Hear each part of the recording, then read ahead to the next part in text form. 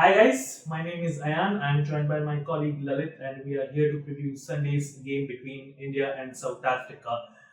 First things first, Lalith, let's talk about the form of both the teams going into the match. India, of course, is on top of the points table with 2 wins out of 2. South Africa, they split a point with Zimbabwe after the game was called off because of rain, and then they absolutely thumped Bangladesh to give that net run rate of theirs a massive boost. At the moment, these two teams look set for a place in the semi-finals. A lot of matches still to be played, of course, in the group. So let's talk about the makeup of the teams. Do you expect any major changes in?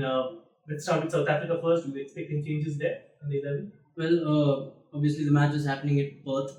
Very pace-friendly wickets. Correct. We saw Pakistan using four paces against Zimbabwe. So probably South Africa might just bring in that extra pacer once again. They had replaced Ngidi with Shamsi for the second match. So probably Shamsi might be replaced by an extra pacer, and probably it would also be the left arm pace of Marco Jansen, still an unknown commodity against the again for the Indian batsman. He's been there with the Mumbai Indians. Rohit Sharma, Suryakumar Yadav, and Hardik Pandya will have some understanding about his bowling, but he's not bowled a lot against them in the competitive scene. So that might be one change that South Africa could make going into this match. And let's not forget the Indian top order has had its share of troubles against left-arm pace, especially Indian skipper Rohit Sharma, who scored runs against the Netherlands, but by his own admission, he wasn't quite happy with his innings.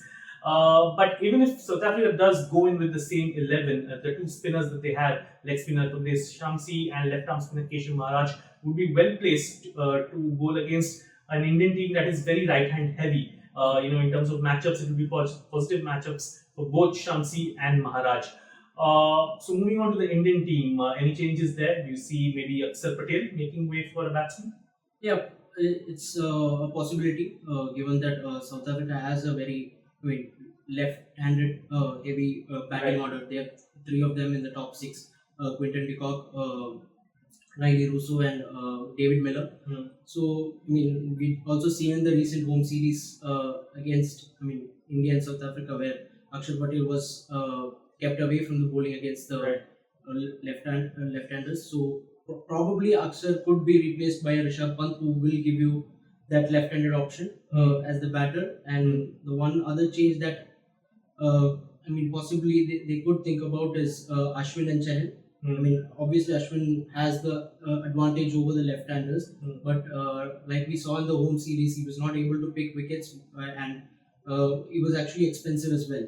And looking into the stats, David Miller and Russo as well has been extremely strong against off spin. Right. So possibly, Chahal could have a look in. I was just looking through the stats. Since 2021, Chahal has picked up 22 wickets of left-handers at an economy that's fairly good of 7.44. While Ashwin has only been able to pick 18 wickets, but obviously his economy rate is much better at 6.13. Right. So there you have it. Those are the changes that Lalith thinks could happen. The point about David Miller. Now, historically, he's been an excellent player of pace bowling. But over the last 12 months, and we saw a bit of it during the IPL as well, he's been excellent against spin. And that's really made him a dangerous finisher, hasn't it? And briefly, let's talk about the venue as well. Perth, too many games had not happened here because of the strict COVID rules that the city had.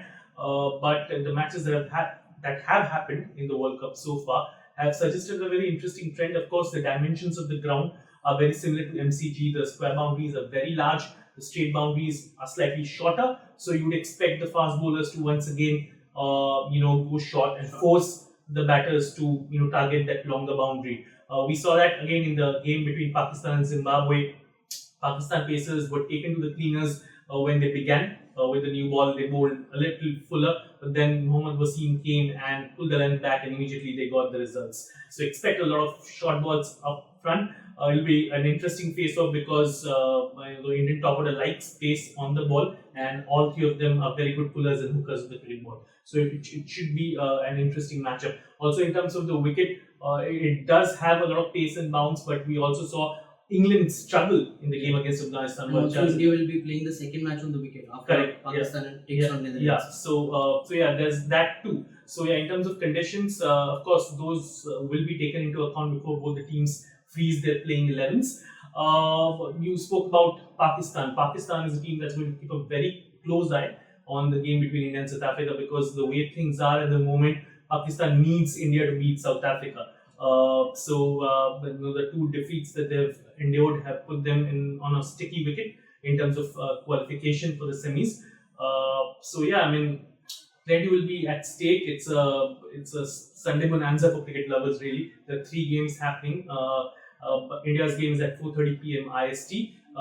We'll be keeping a close eye on it at Sportstar. There will be live blogs and live updates and insights through copies and on social media. So follow us. And that will be all for this preview. Until next time, this is Ayan signing off with Lalith. Thank you so much.